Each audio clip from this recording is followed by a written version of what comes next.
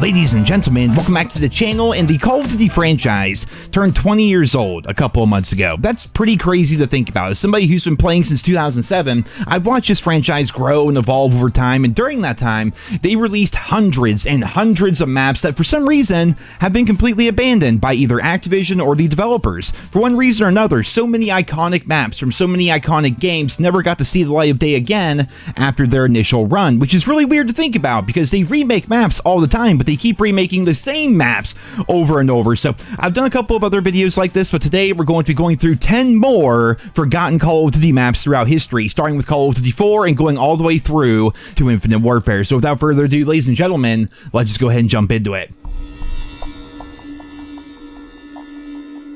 Crossfire from Call of Duty 4. Believe it or not, when I was researching this video, only like 6 of the original 16 maps from that game were not remade. Like, they've remade a ton of them. Some of the other forgotten maps would be Ambush, Block, Countdown, District, and Wetwork, and there are some discrepancies like Beach Bog and Daybreak being technical remakes in Modern Warfare Remastered, even though they were just revamped versions of maps that already existed in that game.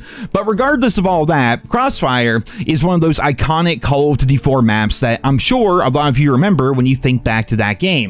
The first pick here in this video today might be a bit controversial because technically parts of Crossfire were used as part of the first war map for Modern Warfare 3, but in my opinion, that doesn't count. Like, having a short section of the map that involves pushing a tank in a war mode is not the same as bringing back the original map in all of its glory for the full multiplayer experience, which for some reason Activision has neglected to do for the 16 years since this map came out. Pretty freaking mind-blowing.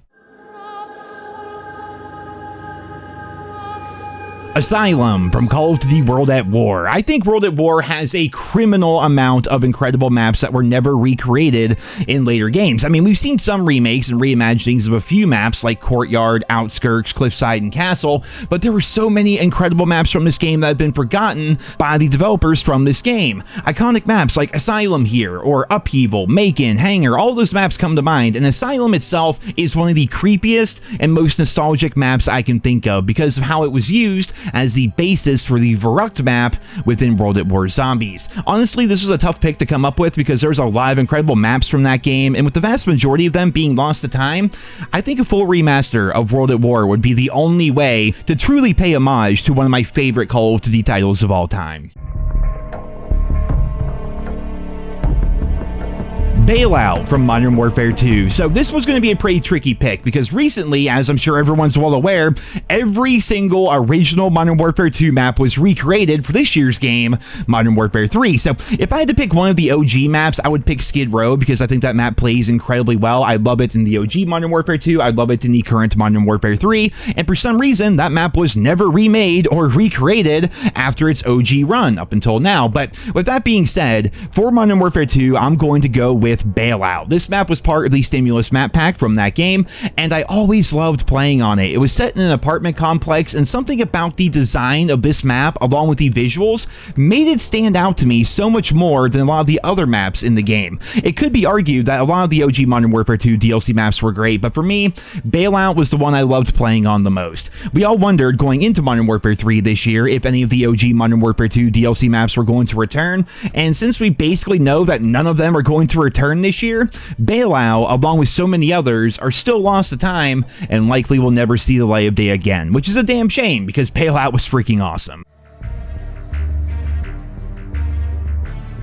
Discovery from Black Ops. Speaking of forgotten DLC maps, what about Discovery? The visuals on this map back in the day were incredible. The Aurora Borealis going on, it was beautiful. And I know that the original Black Ops has tons of great maps. I've covered them in previous videos. Maps like Hanoi, Grid, and Villa are all iconic to the Black Ops universe and the Black Ops games, but for some reason have never been recreated. It just blows my mind what a gold mine Activision is sitting on with so many old, forgotten, yet iconic maps. But who knows? Maybe some of these old Black Ops gems will return this year with Black Ops Gulf War.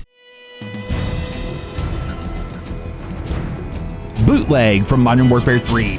So in previous videos, I discussed some great maps from Modern Warfare 3 that have been abandoned, like Arcaden, Seatown, and even Interchange, but one map from the OG Modern Warfare 3 that people seem to forget is Bootleg. I mean, what an incredible map. It was a perfect combination of being fast-paced without feeling like you were playing in a meat grinder. Anytime this gem showed up in the map rotation, people always voted for it. It seemed to be a fan favorite, yet in the 12 years since it came out, it was never recreated and added to another Call of Duty title.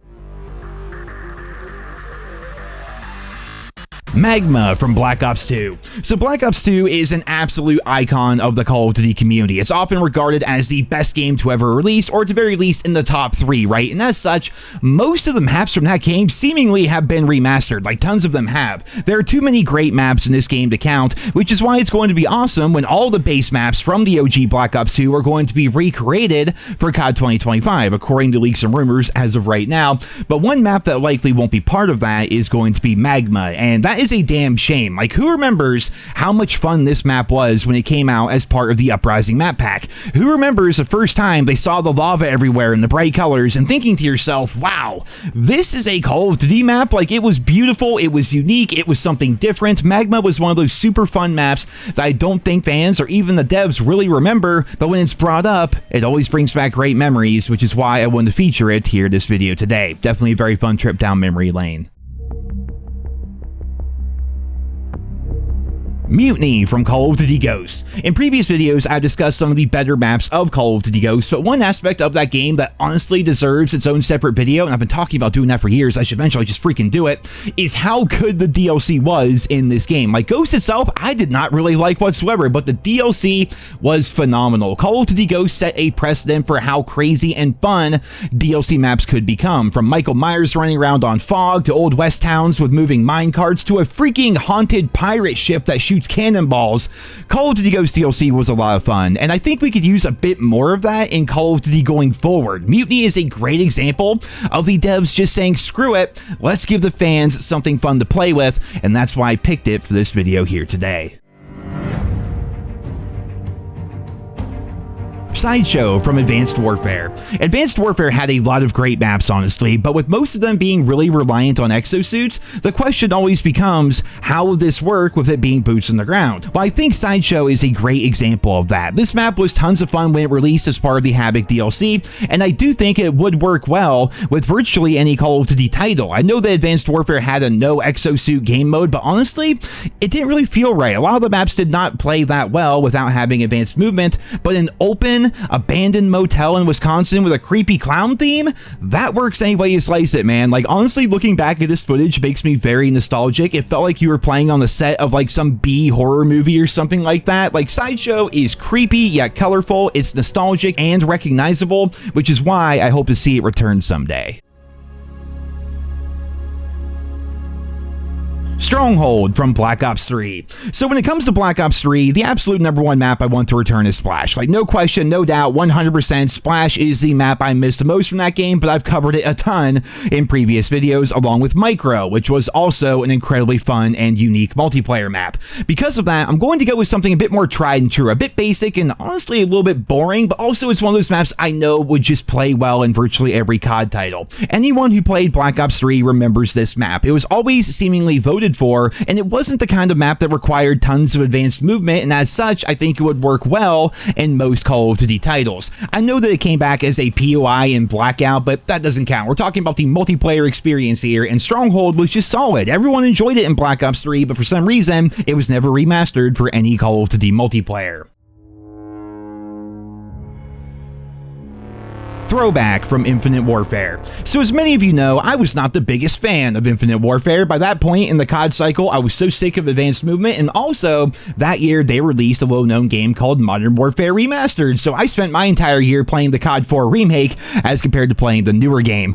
I played so little Infinite Warfare, in fact, that I never even hit first prestige. To this day, I think I'm still like level 40 something, but that being said, however, what time I did put into the Infinite Warfare multiplayer always had me wanting to play play one map, and that map was Throwback. It was such a fun juxtaposition when you have an advanced movement game with a map in it that is themed around 1950s Main Street USA. It was bright, it was beautiful, and because of its unique setting, I think there would be a decent pop from the community if they saw that this map was returning for a newer Call of Duty title, but unfortunately, it's been about 8 years. Yeah, 8 years since Infinite Warfare, by the way, since this map released, and I don't know if it's ever going to return to the Call of Duty multiplayer experience. Ladies and gentlemen, there you have it. There are 10 more forgotten Call of Duty maps. Honestly, this is an evergreen series. There are so many maps that Activision and the Call of Duty devs have seemingly forgot about because they're too busy trying to put shipment into every single COD title, and I like making these videos because it's always a fun trip down memory lane as we get to go back and look at some of those old maps that brought us so much joy back in the day that for some reason were never recreated. I'm gonna end off the video here today by asking you, what is your personal favorite forgotten map in the COD franchise? What is that one map that for some reason you loved it when it first came out and Activision never brought back for one reason or another? Let me know your choice down there in the comments. Thank you all so much for listening, and I hope you guys all have a wonderful day.